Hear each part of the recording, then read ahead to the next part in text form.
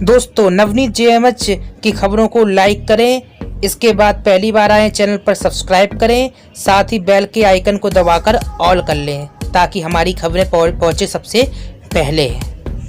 नमस्कार, स्वागत है आप सभी लोगों का नवनीत जेएमएच चैनल में। मेरा नाम है नवनीत जेएमएच और आंगनबाड़ी कर्मियों से जुड़ी हुई तमाम खबरें आ रही हैं, उन पर हम डिस्कस करेंगे, उनको आपको बताएंगे। सबसे पहली खबर जो आ रही है आपको बता दें, आंगनबाड़ी बहनों ने ऐलान कर दिया है कि वह किसी भी तरीके से अपनी मांग मनवाने के लिए अड़ी रहेगी। आपको बता दें 2 अक्टूबर को जो मंत्री है इनका घेराव किया जाएगा, ये ऐलान हो चुका है आंगनबाड़ी कर्मियों द्वारा। और एक खबर पंजाब के रोपड़ से मिल रही है। आपको बता दें आंगनबाड़ी कई दिनों से प्रदर्शन यहाँ पर कर रही है, लेकिन उनकी मांगों पर अभी तक कोई विचार नहीं किया गया, उनकी समस्याओं का समाधान नहीं किया गया।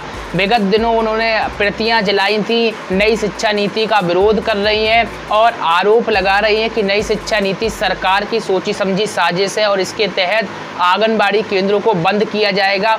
इसलिए यहाँ पर आंगनबाड़ी कर्मी मांग कर रहे हैं जो प्रक्रिया पहले से चल रही है उसी प्रक्रिया के तहत आंगनबाड़ी केंद्र को संचालित रखा जाए। आपका मत क्या है इसको लेकर? हमने कल आपको एक खबर भी दिखाई थी, उस खबर को नहीं देखा है तो देख लीजिए, कमेंट में आपको लिंक मिल जाएगी। क्या वाकई में आपको लगता है कि सरकार की सोची समझी साजिश है आंगनबाड़ी केंद्रों को बंद करने की? आप हमें कमेंट में ज़रूर बताइएगा। आपको बता दें जो खबर आनंदपुर साहिब से प्राप्त हो रही है, आंगनबाड़ी मुलाजिम यूनियन पंजाब सीटू की राज्य उपाध्यक्ष जो हैं गुरदीप कौर ने कहा है कि 3 से 6 साल के बच्चे हमारा हक हैं, जिसको फिर से प्राप्त करने के लिए 2 अक्टूबर को विभागीय मंत्री अरुणा चौधरी के दीनानगर स्थित घर का घेराव किया जाएगा। आनंदपुर साहिब ब्लॉक की प्रधान चंद्रकांता उपाध्यक्ष विभाग गौतम की अध्यक्षता में मांगेवाल सर्कल में बैठक आयोजित की गई। आपको बता दें इस मौके पर कहा गया कि अपने हक की मांगों को पूरा करने के लिए जो भी कुर्बानी देनी पड़े वह देंगी, इससे पीछे नहीं हटेंगी। आपको बता दें आईसीडीएस को उजड़ने यानी कि ख़त्म या बर्बाद नहीं होने देंगी, ये आंगनबाड़ियों का कहना है। और मांग की गई है कि 45 साल से आंगनबाड़ी केंद्रों पर early child food and education policy के तहत प्री प्राइमरी शिक्षा दी जाती है, जिसमें 5 सेवाएं न्यूट्रिशन, टीकाकरण, स्वास्थ्य जांच, स्वास्थ्य और खुराक संबंधी शिक्षा और रेफरल सेवाएं दी जाती हैं। पंजाब के लगभग 4 लाख लाभार्थी आंगनबाड़ी केंद्रों से जुड़े हुए हैं। कोरोना महामारी के दौरान आंगनबाड़ी कर्मी लगातार काम कर रहे हैं और वह पीछे नहीं हटे, लेकिन दुख की बात यह है कि सरकार द्वारा सदा ही आंगनबाड़ी वर्करों को अनदेखा किया गया है। आंगनबाड़ी ये आरोप लगा रही है और इस दौरान भी आंगनबाड़ियों की जो मांगे जायज़ हैं उन पर विचार नहीं किया गया। 3 साल बाद सरकार द्वारा प्री प्राइमरी अध्यापकों की भर्ती करने का फैसला कैबिनेट में पास कर दिया गया। ये बड़ी जानकारी पंजाब से निकल कर आ रही है जो कभी भी बर्दाश्त नहीं किया जाएगा, आंगनबाड़ियों का यह कहना है और इसी को लेकर वह मंत्री का घेराव करने की प्लानिंग कर रही हैं। आपको बता दें इस मौके पर कुलविंदर कौर, बीना रानी, किरण रानी, कुलविंदर कौर, पूनम, शीला आदि जो महिलाएं उपस्थित रहीं। कहीं ना कहीं प्री प्राइमरी को लेकर एक तरफ लोग खुशी मना रहे हैं तो वहीं दूसरी ओर ये भी जानकारी निकल कर आ रही है कि सरकार प्री प्राइमरी अध्यापकों की भी भर्ती करेगी, तो निश्चित तौर पर इन आंगनबाड़ी वर्करों का क्या होगा? सवाल यहाँ पर यह है कि जो प्री प्राइमरी आप आंगनबाड़ी कर्मियों को करने की बात कर रहे हैं तो इन आंगनबाड़ी कर्मियों में क्या कमी है कि आपको बाहर से अध्यापक की भर्ती करनी पड़ रही है? बल्कि इन आंगनबाड़ी वर्करों में निश्चित तौर पर बहुत ज़्यादा अनुभव है, शिक्षा भी है, इसके बावजूद भी क्या इन आंगनबाड़ी वर्करों की भर्ती नहीं की जा सकती है? मानता हूं कि ये आंगनबाड़ी कर्मी इंटर पास हैं, लेकिन क्या बहुत सारी आंगनबाड़ी वर्कर ऐसी भी हैं जो ग्रेजुएशन, पोस्ट ग्रेजुएशन किए हुए हैं, यहाँ तक कि एलएलबी किए हुए हैं। मेरे कई आंगनबाड़ी वर्करों से बात हुई, वो एलएलबी किए हैं, पोस्ट ग्रेजुएशन भी किए। क्यों उन आंगनबाड़ी वर्करों को वरीयता नहीं दी जा सकती? सवाल बड़ा है। क्या उन आंगनबाड़ी कर्मियों को परमानेंट नहीं किया जा सकता? निश्चित तौर पर प्री प्राइमरी सरकार ला रही है, प्री प्राइमरी का बहुत जगह पर काम शुरू हो गया है, तो इन आंगनबाड़ी वर्करों को तवज्जो क्यों नहीं दी जा रही है? इतने साल इन लोगों ने जो समय अपना जीवन बर्बाद किया है, जीवन नष्ट किया है इस विभाग में, और एंड में इनको हटा दिया जाए तो कहीं ना कहीं आंगनबाड़ी के यूनियन और आंगनबाड़ी स्वयं बर्दाश्त नहीं करेंगी और इसी को लेकर पंजाब में सबसे बड़ा विरोध देखा जा रहा है। कल हमने इसको लेकर विशेष खबर आपको दिखाई थी, देख लीजिए, कमेंट बॉक्स में लिंक मिल जाएगी। कहीं षड्यंत्र तो नहीं है कि आंगनबाड़ी केंद्रों को बंद कर दिया जाए, ये आरोप आंगनबाड़ी कर्मी खुद लगा रहे हैं, उनके संगठन वाले लगा रहे हैं। खैर ये तो समय ही बताएगा, लेकिन बताया जा रहा है कि कैबिनेट में ये पास कर दिया गया है और 3 साल बाद सरकार द्वारा प्री प्राइमरी अध्यापकों की भर्ती को लेकर फैसला जो है कैबिनेट में पास किया गया, यानी 3 साल बाद, यानी मामला 3 साल से चल रहा होगा, जिसको आंगनबाड़ी संगठनों का कहना है कि वे बर्दाश्त नहीं करेंगी। खैर अगली खबर आपको बता देते हैं, दूसरी खबर जो उत्तर प्रदेश के फतेहपुर से निकल कर आ रही है। आपको बता दें यहाँ पर किचन गार्डन से जुड़ी हुई खबर है। किचन गार्डन क्या होता है आपको लगातार हम बता रहे हैं। पौष्टिक सब्जियों को उगाने के लिए एक गार्डन बनाए जाते हैं जिन्हें किचन गार्डन बोला जा रहा है। बच्चों एवं गर्भवती महिलाओं को कुपोषण से बचाने के लिए आंगनबाड़ी केंद्र के किचन गार्डन में सहजन के पौधे लगेंगे। सीडीपीओ ने आंगनबाड़ी कार्यकर्ताओं को सहजन के पौधे वितरित कर दिए हैं और इसके अलावा अन्य सब्जियों के बीज भी वितरित किए गए हैं। सीडीपीओ कार्यालय अमोली में आंगनबाड़ी कार्यकर्ताओं को गर्भवती महिलाओं और बच्चों को कुपोषण से बचाने के लिए एक बैठक भी हुई है और कार्यवाहक जो सीडीपीओ है अंजू ने कहा है कि घर का किचन जितना ज़्यादा समृद्ध होगा, कुपोषण उतना ही दूर रहेगा। आंगनबाड़ी कार्यकर्ताओं ने भी कहा है कि महिलाओं को घर पर ही किचन गार्डन बनाना चाहिए, सलाह दी है। आपको बता दें, हरी सब्जी उगाएं, उनका सेवन करें, घर में ही आप सब्जियां उगाएं। अगर आप बाहर से सब्जियां लेते हैं तो बहुत ज़्यादा आप देखते हैं कि केमिकल युक्त सब्जियां आ रही हैं और शुद्ध नहीं होती हैं, और सब्जियां बहुत सारी ऐसी भी होती हैं जो आपको ताज़ी नहीं मिलती हैं, और जो आपके ठेले वाले सब्जी लेके आते हैं वो भी कभी 2-2, 4-4 दिन पुरानी हो जाती हैं। तो किचन गार्डन का मकसद यही है। मेरी भी अपील रहेगी आम लोगों से जो जिनके यहाँ किचन गार्डन नहीं बने हैं और आपके यहाँ जगह पर्याप्त मात्रा में, तो किचन गार्डन अवश्य बनाइएगा। आंगनबाड़ियों से जुड़ा हुआ और नहीं होने के बाद भी आप लोग किचन गार्डन बना सकते हैं। इससे आपको बेनिफिट मिलेगा अगर आप अच्छी तरीके से पौधे रोपित करते हैं, और पौधे में जब आपके सब्जी वगैरह लगने लगती है तो आपको निश्चित तौर पर बहुत बड़ा बेनिफिट होगा और ताज़ी सब्जी आपको रोज़ाना अपने घर से ही प्राप्त हो जाएगी और इसी के साथ ही पर्यावरण भी समृद्ध होगा। तो बहुत ही अहम चीज़ है, ये आपको करना चाहिए। मैं तो बोल रहा हूँ सभी को ये काम करना चाहिए। अगर आपकी जगह पर्याप्त है, ऐसा है कि आप किराए के मकान में रहते हैं तो निश्चित तौर पर आपके पास कमी है तो आप नहीं कर पाएंगे, लेकिन आपके पास पर्याप्त मात्रा में जगह है और थोड़ा बहुत आप समय दे सकते हैं तो निश्चित तौर पर आपको एक गार्डन स्थापित करने चाहिए अपने घरों में। खैर अगली खबर आपको बताते हैं, आंगनबाड़ी कार्यकर्तियों को कोरोना टेस्ट किया गया है। मामला कहाँ का है? उत्तर प्रदेश का है और बदायूं जनपद का है। आपको बता दें, बाल विकास विभाग के अंतर्गत 112 आंगनबाड़ी कार्यकर्तियों की है। स्वास्थ्य विभाग की टीम ने एंटीजन किट से कोरोना की जांच की है, सभी कोरोना नेगेटिव आई है। खैर ये तो अच्छी बात है कि आंगनबाड़ी कर्मी कोरोना नेगेटिव आई, अन्यथा की स्थिति में कोरोना एक ऐसी बीमारी है जो फैलती है और बहुत ही ज़्यादा दुखदायी बीमारी। निश्चित तौर पर जब एक व्यक्ति को हो जाती है तो उससे जुड़े हुए जितने भी लोग होते हैं धीमे धीमे फैलकर उनको भी संक्रमित कर देती है, लेकिन जांच में सभी नेगेटिव पाई गई हैं।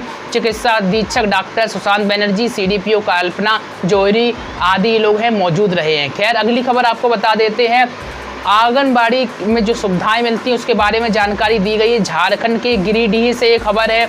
आपको बता दें, आजीविका महिला संकुल संगठन डुमरी इसी ईजी टू ईट की मासिक बैठक हुई है और आपको बता दें पोषण अभियान कार्यक्रम के तहत स्वास्थ्य पोषण, पेयजल स्वच्छता, किशोरी की समस्या, तिरंगा भोजन, प्रसव पूर्व जांच आदि जो कार्यक्रम होते हैं आंगनबाड़ी केंद्रों पर, इस पर विस्तृत तौर पर चर्चा की गई है। आपको बता दें इसमें एनीमिया, ग्राम स्वास्थ्य पोषण दिवस के दिन टीकाकरण, हाथ धोने की आदत, आंगनबाड़ी में मिलने वाली सुविधाएं, शिशु देखभाल, परिवार नियोजन आदि जो जानकारी इस पर भी चर्चा की गई।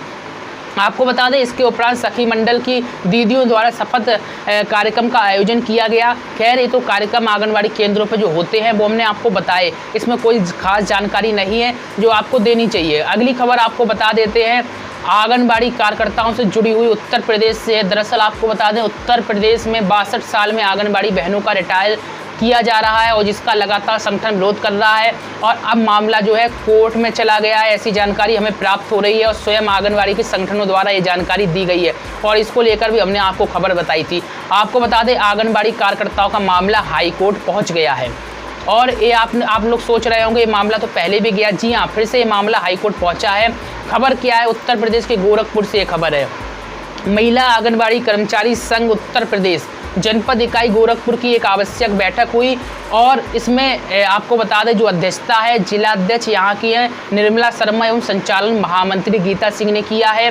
बैठक में आंगनबाड़ी कार्यकर्त्रियों ने इस बात पर रोष जताया है कि 62 वर्ष की आयु पूरी कर चुकी आंगनबाड़ी कर्मियों को बिना किसी लाभ के घर बैठा दिया जा रहा है। लगातार हम इस मामले को लेकर आपको खबर दिखा रहे हैं और आंगनबाड़ी कर्मियों पर क्या बीत रही होगी ये तो सिर्फ वही बता सकती है, सरकार के नुमाइंदे या सरकार के नेता मंत्री नहीं बता सकते, क्योंकि इन्होंने वो दुख और दर्द फील नहीं किया है, अनुभव नहीं किया है, तो इस कारण से ये नहीं बता सकते हैं। सांसद विधायकों को पेंशन मिलती है, एक बार अगर ये सांसद विधायक बन गए तो ज़िंदगी भर ये राज्य करते हैं, लेकिन आंगनबाड़ी कर्मी जो 20-20, 30-30 साल से काम कर रही हैं, मानदेय कर्मी हैं, इसके बावजूद भी जब इनको रिटायर किया जा रहा है तो कुछ भी नहीं दिया जा रहा है। निश्चित तौर पर ये विरोध होना चाहिए था, मामला कोर्ट पहुंचा, ये बहुत ही अच्छी बात है। आपको बता दें, महिलाओं के सशक्तिकरण का दम्भ भरने वाले राज्य सरकार की आंगनबाड़ी वर्करों के साथ निश्चित तौर पर अन्याय हो रहा है।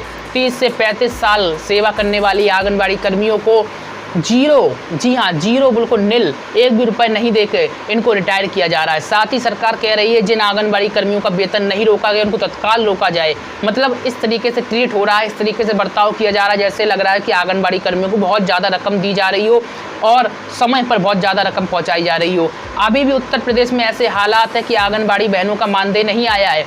बहुत सारे जो उत्तर प्रदेश में ज़िले हैं वहाँ से सवाल किए गए हैं आंगनबाड़ी कर्मियों द्वारा, उनका कहना है कि हमारे यहाँ मानदेय नहीं आया है। बड़ा सवाल है कि उत्तर प्रदेश में मानदेय अभी तक क्यों नहीं आया। बहुत सारे लोग ये भी बता रहे हैं कि मानदेय आ गया है, खैर इसके बारे में हमें जानकारी प्राप्त नहीं है, लेकिन आंगनबाड़ी कर्मी जो हैं अपने अपने जनपदों से बता रहे हैं कि उनके यहाँ मानदेय नहीं आया। अब मानदेय किस जनपद में आ गया है तो आप हमें कमेंट में ज़रूर बता दीजिए, ताकि जो अन्य आंगनबाड़ी बहनें हैं उनको भी समझ में आ सके कि भाई उनके ज़िले का मानदेय आ गया है। जो मुझे जानकारी प्राप्त हुई उसके अनुसार आंगनबाड़ी कर्मियों का उत्तर प्रदेश में कई ज़िले हैं जहाँ से जानकारी प्राप्त हुई है, वहाँ पर मानदेय नहीं आया है। ये बहुत ही दुखद मैटर है, क्योंकि आंगनबाड़ी जो खातों में मानदेय चढ़े हुए इतना समय व्यतीत हो गया, इसके बावजूद भी मानदेय नहीं आया। खैर आज तो संडे है तो आज ट्रांजैक्शन नहीं होता है और सोमवार को आपको वेट करना पड़ेगा अगर ये प्रोसेस में है। लेकिन जो कह रहे हैं कि मानदेय आ गया है वो हमें ज़रूर बताएं कमेंट में किस डिस्ट्रिक्ट यानी किस ज़िले का मानदेय आ गया है, ताकि अन्य जो बहनें हैं उनको जानकारी हो सके। खैर अगली इसी खबर को और हम आपको बता देते हैं आगे, क्योंकि ये बड़ा मुद्दा है 62 वर्ष वाला और लगातार इस मुद्दे को लेकर हम हाईलाइट कर रहे हैं। हम दो मांगे आंगनबाड़ी कर्मियों की उठा रहे हैं। पहला तो उन्हें राज्य कर्मचारी का दर्जा या फिर 18,000 न्यूनतम वेतन दिया जाए, और दूसरी जो प्रमुख मांग रख रहे हैं कि 62 वर्ष में रिटायरमेंट नहीं किया जाए, और अगर किया भी जा रहा है तो उनको पेंशन या फिर एक मुश्त राशि दी जाए। आपको बता दें आंगनबाड़ी कार्यकर्त्री एवं सहायिकाओं के साथ मानसिक उत्पीड़न सरकार द्वारा किया जा रहा है। बैठक में ये बात कही गई। बुढ़ापे की दहलीज पर पहुंची आंगनबाड़ी कार्यकर्त्रियां इस उम्र में क्या करेंगी, इसको लेकर सरकार के पास कोई जवाब नहीं है। आर्थिक संकट खड़ा हो गया है। आर्थिक संकट से निपटने के लिए सरकार ने क्या रणनीति अपनाई है ये अवश्य बताना चाहिए। आपको बता दें संघ के जिला मीडिया प्रभारी अमता उपाध्याय ने बताया कि जिन आंगनबाड़ी कार्यकर्त्रियों एवं सहायिकाओं को घर बैठाया गया है वह निराश ना हो, उनकी लड़ाई हर स्तर से लड़ी जाएगी। और इसी के साथ ही ये भी जानकारी आ रही कि गिरीश पांडे जो है अध्यक्ष हैं, इन्होंने मामले को संज्ञान में ले लिया। आपको बता दें गिरीश पांडे जो हैं लगातार आंगनबाड़ी कर्मियों की हक की लड़ाई लड़ रहे हैं, काफ़ी समय से लड़ रहे हैं, और निश्चित तौर पर संगठन जब आंगनबाड़ी कर्मियों का साथ देता है तो निश्चित तौर पर उनके अंदर भी स्फूर्ति आ जाती है। और इसी मामले को लेकर अध्यक्ष जो है गिरीश पांडे हर संभव लड़ाई आंगनबाड़ी कर्मियों के लड़ने का ऐलान कर चुके हैं, और आंगनबाड़ी बहनों के पक्ष में लखनऊ हाई कोर्ट में याचिका दायर की गई है। बैठक में जो है किरण, आकांक्षा, पुष्पा, सुशीला, गीता देवी, पुष्पा शर्मा, कुसुम, आशा त्रिपाठी जो आदि आंगनबाड़ी महिलाएं हैं मौजूद रही हैं। तो ये मामला कहीं ना कहीं बताया जा रहा है कि लखनऊ हाई कोर्ट पहुंच गया और इसकी सुनवाई अक्टूबर माह में है। हम तो यही अपील करेंगे कि न्यायालय से पहले ही सुनवाई में आंगनबाड़ियों के हितार्थ फैसला कर दिया जाए, या तो सरकार को निर्देशित कर दिया जाए कि आंगनबाड़ी कर्मी जो रिटायर कर रहे हैं उन्हें कम से कम 5 लाख की राशि दी जाए, या फिर ये फैसला कर दिया जाए कि 62 साल में रिटायरमेंट ना करके 65 में किया जाए, या फिर फ़िलहाल रोक लगा दी जाए जिस तरीके से 2012 में रोक लगाई गई थी। तो ये आज बहुत ही अहम है, क्योंकि ताबड़तोड़ तरीके से उत्तर प्रदेश में आंगनबाड़ी बहनों का रिटायरमेंट किया जा रहा है। ऐसा लग रहा है कि सबसे बड़ा मुद्दा यही है। आपको बता दें उत्तर प्रदेश में बहुत ही जल्दी आंगनबाड़ी कर्मियों की वैकेंसियां भी देखने को मिलेंगी। उसका प्रमुख कारण क्या है कि आंगनबाड़ी बहनों का रिटायरमेंट। अभी उत्तर प्रदेश की सरकार जो है वैकेंसी के मामले को लेकर घिर गई, और इसके बाद आनन फानन में उसने जो उत्तर प्रदेश के डिप्टी सीएम है केशव प्रसाद मौर्य, इन्होंने अपना बयान जारी किया। उन्होंने कहा कि भाई युवाओं के साथ हम किसी प्रकार का धोखा नहीं कर रहे हैं, विपक्षी पार्टी है जो साजिश कर रही है, हम किसी प्रकार से जो संविदा नीति नहीं ला रहे हैं। आपको बता दें इसी के तहत जानकारी मिल रही है कि बहुत सारी वैकेंसियां उत्तर प्रदेश में देखने को मिलेंगी और आंगनबाड़ी कर्मियों की वैकेंसियां भी आएंगी, क्योंकि सरकार को जो है दिखाने की प्रक्रिया है। सरकार दिखाना चाहती है कि हमने इतनी सारी वैकेंसियां दी हैं और उसमें आंगनबाड़ी कर्मियों की वैकेंसियों को भी ऐड किया जाएगा। इसी कारण से जो रिटायरमेंट की प्रक्रिया इतनी तेज़ी से चल रही है और बहुत ही जल्दी आंगनबाड़ी कर्मियों की वैकेंसियां भी उत्तर प्रदेश में देखने को मिलने वाली हैं। खैर, यहाँ हमारी सभी खबरें खत्म होती हैं और आपको हमने बहुत ही अहम जानकारियाँ दी हैं। आपको कैसी लगी ये जानकारी कमेंट में बताइएगा, साथ ही लाइक और शेयर करना मत भूलिएगा। आपको एक नंबर दे रहे हैं कमेंट बॉक्स में पिन किया हुआ, ये व्हाट्सएप नंबर है। आपके मन में सवाल है, सुझाव है, कुछ भी है तो आप इस नंबर पर हमें मैसेज करिएगा। खबर भी है तो आप इस नंबर पर हमें खबर भी भेज सकते हैं। नमस्कार।